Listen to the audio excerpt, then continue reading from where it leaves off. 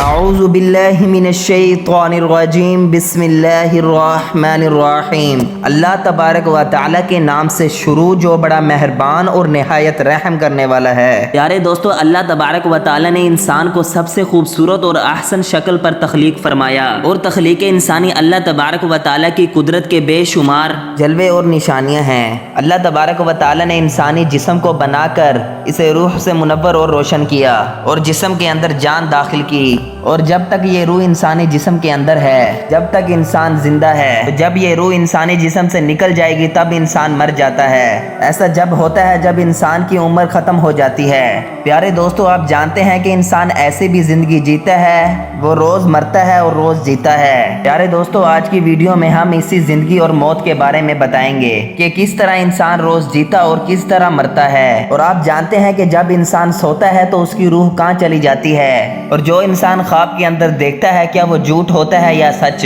اور نیک لوگوں کی روحیں سونے کے بعد کہاں سفر کرتی ہیں اور برے لوگوں کی روحیں سونے کے بعد کہاں سفر کرتی ہیں۔ پیارے دوستو، ان تمام تر سوالات کے جوابات قرآن حدیث کی روشنی میں آج کی ویڈیو میں ہم آپ کو بتائیں گے، لہٰذا آپ سے گزارش ہے کہ ہماری اس ویڈیو کو اینڈ تک ضرور دیکھیے گا۔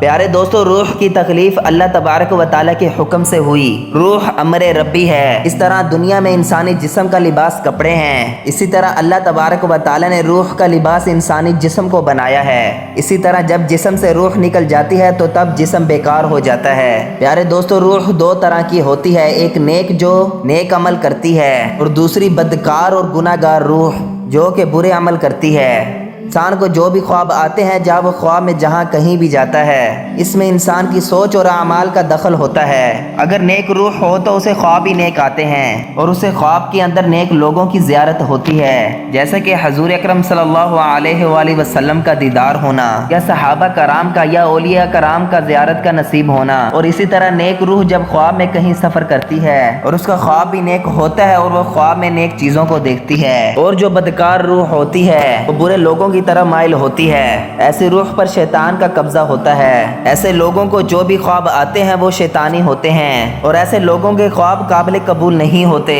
پیارے دوستو، جب انسان سو جاتا ہے تو اس کی روح جسم سے نکل جاتی ہے اور سیر کرتی رہتی ہے، اور اس کا تعلق جسم سے نہیں ٹوٹتا، اس کا تعلق جسم سے باقی رہتا ہے۔ روح بہت طاقتور ہوتی ہے۔ اگر یہ روح اللہ تبارک و تعالی کی عبادت اور ذکر کے ذریعے اس کا قرب حاصل کر لے تو روح کے پاس اتنی طاقت ہوتی ہے وہ اپنے جسم کو جہاں چاہے اڑا کر لے جا سکتی ہے، اور یہ معاملہ انسان کی پاکیزگی اور نیک اعمال پر منحصر ہوتا ہے۔ روایات میں آتا ہے کہ ایک دن حضرت علی رضی اللہ تعالی عنہ جمعہ کی تیاری فرما رہے تھے۔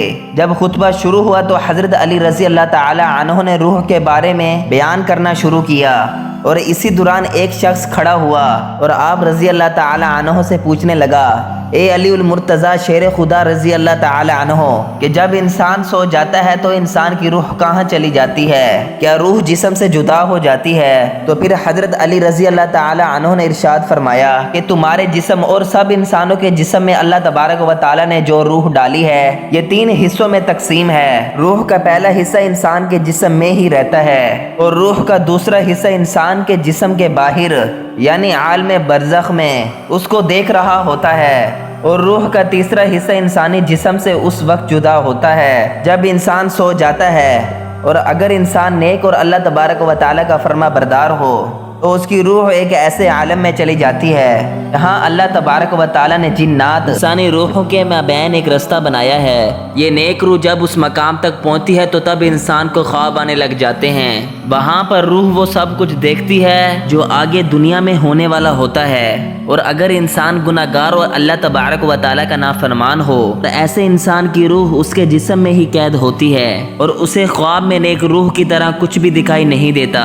اور اگر انسان نیک اور اللہ تبارک و تعالی کا فرما بردار ہوتا ہے، اللہ تبارک و تعالی ایسے انسان کو ایک خاص قسم کا علم عطا فرماتا ہے۔ اس علم کے اندر ایسی طاقت ہوتی ہے کہ انسان جب چاہے جہاں چاہے وہاں پر جا سکتا ہے۔ لہٰذا جب انسان اللہ تبارک و تعالی کو راضی کر لیتا ہے تو اللہ تبارک و تعالی انسان کی روح کو ہر طرح کی قید سے آزاد فرما دیتا ہے۔ اس وقت اللہ تبارک و تعالی اس کو ایک خاص قسم کا علم عطا فرماتا ہے جس کے ذریعے یہ جہاں چاہے وہاں جا سکتا ہے۔